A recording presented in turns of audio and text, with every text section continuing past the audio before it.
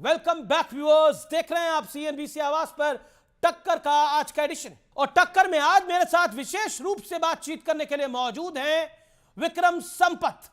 विक्रम जी, आपका अभिनंदन है। और धन्यवाद मेरा आपसे प्रश्न यही है कि इतना जोखिम आप क्यों उठाते हैं?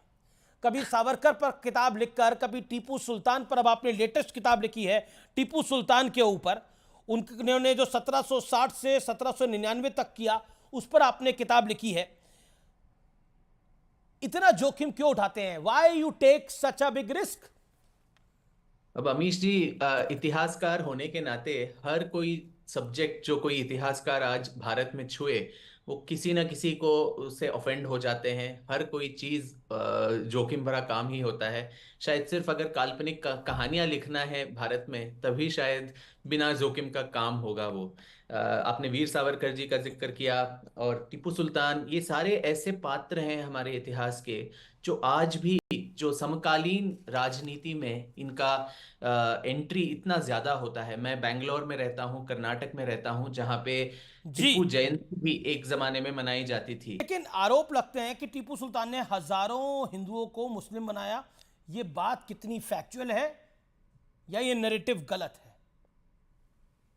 देखिए, धर्मांतरण और न केवल हिंदुओं को पर कर्नाटक और दक्षिण भारत के जो क्रिश्चियंस थे, ईसाइयों को भी बहुत बहुत बर्बरता झेलनी पड़ी टीपू सुल्तान के हाथों। मैंगलोर में लगभग 60 या 80 हजार से ज्यादा जी, कनाडा क्रिश्चियंस को वहां मैंगलोर से लेके श्रीरंगपट्टना तक उनको हाथी के पैरों तले बांध के वहां से ले ले जाया गया।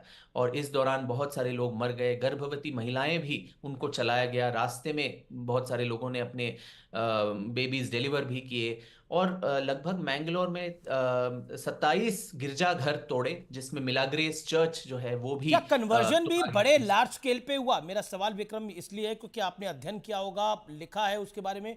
क्या कन्वर्जन भी बहुत बड़े स्केल पे किया, धर्मांतरण जैसे बिल्कुल कहते हैं? बिल्कुल बिल्कुल कितना बड़ा, अमीश जी। कितना बड़ा स्केल होगा? क्योंकि औरंगजेब के लिए इनफैक्ट कहा जाता है कि 1.25 मन जनेऊ वो डेली जलाता था। नहीं, ये खुद टिप्पू अपने पत्रों में वो गर्व से ये बात कह रहे हैं कि अपने सिपासलार वगैरह को, कि कैलिकट केरला में लगभग एक आक्रमण में 4 लाख से ज्यादा काफिरों का धर्मांतरण उसने करवाया। वो 4 लाख खुद गर्व से से ये ज्यादा? बात, 4 लाख सिर्फ कैलिकट में।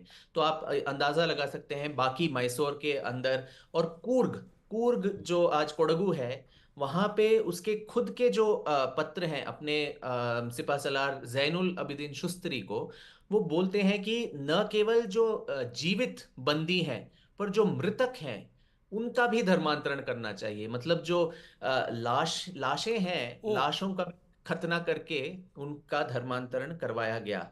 और मंडियम अयंगार जो समुदाय है मैसूर के अंदर, दीपावली के ठीक एक दिन पहले जो नरक चतुर्दशी आता है, उसी दिन 700 से ज्यादा पुरुष, महिलाएं और बच्चे मंडियम ऐसा अयंगार समुदाय जी, के, उनको हाथी के तले रौंद के, जब वो खाना खा रहे थे उनको भोजन के लिए बुला के उनके साथ ठगी कर दिया गया। और जब खा रहे थे तो मंदिर के दरवाजे बंद करके एक तरफ से सारे हाथी उनको रौंदने के लिए भेजे गए। और आज 200 साल बाद भी मंडियम अयंगार समुदाय जो है वो दीपावली नहीं मनाता। जब हम पूरे देश के लोग दीपावली मनाते हैं, वो उस दिन को श्राद्ध और शोक के तौर पे मनाते हैं। तो मडियम। 200-250 साल बाद भी जो इंटर आपने जनरेशनल आपने कौन सा ट्रॉमा समुदाय है। बताया? इसको एक बार रिपीट करेंगे? मंडियम अयंगार, मडी अयंगार कम्युनिटी। मंडियम मंडियम। अयंगार समुदाय दीपावली नहीं मनाता क्योंकि उस समुदाय के लोगों को हाथी से रौंदा गया था, मारा गया था, इसलिए। ये ऐसे फैक्ट्स हैं, ऐसी सच्चाइयां हैं जो बाहर आनी चाहिए लेकिन आती नहीं है। हम सब जानते हैं कि महात्मा गांधी की हत्या नाथूराम गोडसे ने करी, लेकिन नाथूराम गोडसे ने वो हत्या करी, उसके बाद चित्पावन ब्राह्मणों के साथ महाराष्ट्र में क्या हुआ, खींच खींच के उन्हें क्यों मारा गया, ये सच्चाई किसी के सामने आई नहीं अभी तक। क्यों बिल्कुल ऐसा होता बिल्कुल। है कि सच को छुपाया जाता है, बताया ही नहीं जाता? और ऐसा कहा जाता है कि चित्पावन ब्राह्मणों को तो मारा ही नहीं गया था, और आपने जिस समुदाय का बात किया इसके तो जिक्र भी नहीं है कहीं। बिल्कुल बिल्कुल वही है कि इतिहास को हमारे देश में जिस तरह से लेपापोती करके उसको वाइट वॉश करके दिखाया गया है, खासकर जो इस्लामिक आक्रांता थे या ऐसे बर्बर शासक टीपू सुल्तान औरंगजेब वगैरह थे, उनके काले करतूतों को पर पूरा पर्दाफाश करके उसको इस तरह से दिखाया गया कि वो बहुत बड़े महान राजा थे। तो ये एक स्वतंत्रता के बाद हमारा जो विकृत सेक्युलरिज्म का ये जो चश्मा हम पहनते हैं, उसमें यही सोचा जाता है कि अगर ये जो अनकंफर्टेबल ट्रूथ्स हैं, ये सारे सत्य जो हम किसी के सामने ले आए, तो आज के समुदायों को वो सुन के वो आहत हो जाएंगे। मुझे ये समझ नहीं आता क्यों कि आज के मुसलमानों को टिप्पू या औरंगजेब या गजनी या घोरी या तिमूर इनके साथ रिश्ता कुछ बनाना है। आज के मुसलमान उन नहीं, बर्बरताओं इस के देश में जीत तो और नहीं, मैदान लोगों नहीं की है। क्या बात करते हो, मैं नेताओं को जानता हूं औरंगजेब की मजार पर फूल चढ़ाते हैं और फातिया पढ़ते हैं और उनकी राजनीति चलती है। इस देश में एक कांग्रेस पार्टी का सांसद है जो कसीदे पढ़ता है औरंगजेब के लिए, और उन्हें राज्यसभा में शायद इसलिए भेजा जाता है क्योंकि वो औरंगजेब के कसीदे पढ़ता है, वो भी महाराष्ट्र से। बिल्कुल और वो बिल्कुल शिवसेना उनको समर्थन करती है, जो शिवसेना शिवाय के नाम पे बनी है, यानी वीर शिवाजी के नाम पे बनी है। ये देश की राजनीति है, इस देश में चलता है, इस देश में हुआ है, पार्टीशन से पहले भी, पार्टीशन के बाद भी। This is the hard truth of India. Vikram Sampath. ये बिल्कुल एक विडंबना है अमीश जी। और मैं वही जिस राज्य से आता हूँ कर्नाटक में, वहां तो 10 साल पहले सिद्धरामैया जी की सरकार ने टीपू जयंती का भी यस। आरंभ किया था। क्या किसी दिन हम जनरल डायर की जयंती या हिटलर की जयंती भी मनाएंगे इस देश में, जिन्होंने इतनी क्रूरता से इतने लोगों का कत्लेआम किया? और जिस जो 200-250 साल पुराना कोई चीज नहीं है। आज भी जो कोडवा समाज है जो कूर्ग में है, वो हर साल 12 दिसंबर जी। को शहीद दिवस नाम से वो मनाते हैं, क्योंकि हजारों की तादाद में कोडवास का नरसंहार टिप्पू ने देवाटी परम्ब नाम के एक पर्वत के ऊपर उन सबको छलावा से बुला के निहत्थों पे वार करके सबको मार डाला था। तो जब सिद्धरामैया ने ये शुरू किया, तब एक्चुअली सेक्शन 144 लागू करके ये जयंती मनाया जाना था कि 4 लोग से ज्यादा एकत्रित एक जगह पे नहीं हो सकते। पुलिस फायरिंग में 2 लोग मारे गए। और इसमें न केवल हिंदू समाज परंतु मैंगलोर के क्रिश्चियन ईसाई समाज, वहां के बिशप और आर्च डायोसीस, वो भी सड़क पे उतरे थे कि ऐसे आदमी का आप कैसे महिमा मंडन कर सकते हैं, जिन्होंने हमारे पूर्वजों पर इतना अत्याचार किया, हमारे गिरजाघर जी तोड़े। विक्रम। तो ये विकृत तरीके का जो धर्मनिरपेक्षता हम अपने देश में फॉलो करते हैं, इसका यही बहुत सारी विडंबनाएं हैं, और जी, टिप्पू जयंती उस एक बड़ी बात है। ये क्या कम्युनल एजेंडा नहीं है जिसमें अ, कई मस्जिदों के सर्वे की बात हो रही है और काशी मथुरा को लेकर बात हो रही है, अभी संभल को लेकर इतना बड़ा विवाद चल रहा है, अजमेर शरीफ को लेकर इतना बड़ा विवाद चल रहा है। How do you see it, how do you read it, how do you मैंने डिफाइन काशी इट? काशी विश्वनाथ के इतिहास पे एक पूरा किताब ही लिख दिया है, प्रतीक्षा शिव की, वेटिंग फॉर शिवा।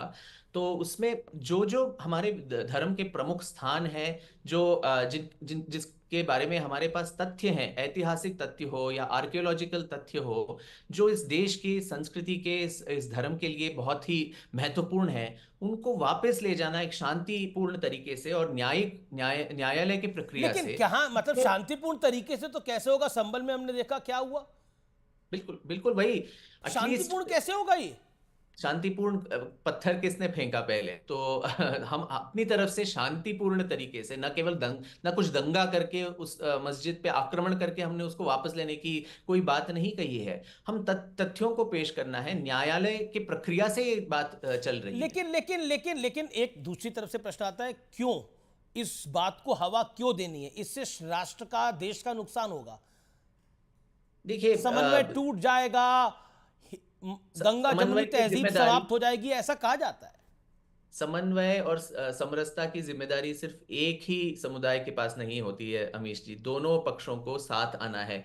अब इस्लामिक देशों में, सऊदी अरेबिया हो या मिडल ईस्ट हो, स्वाभाविक रूप से मस्जिद को एक तरफ से दूसरे तरफ स्थानांतरित किया जाता है जब रेलवे लाइन बिछानी हो या रास्ता चौड़ा करना हो।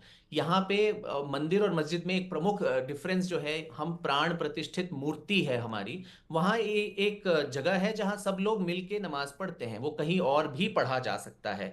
जबकि यहाँ हमारे देवता की प्राण प्रतिष्ठा करके उसकी ऊर्जा वहां स्थापित हमने की है, तो उसको कहीं और स्थानांतरित करना जी मुश्किल जी। है।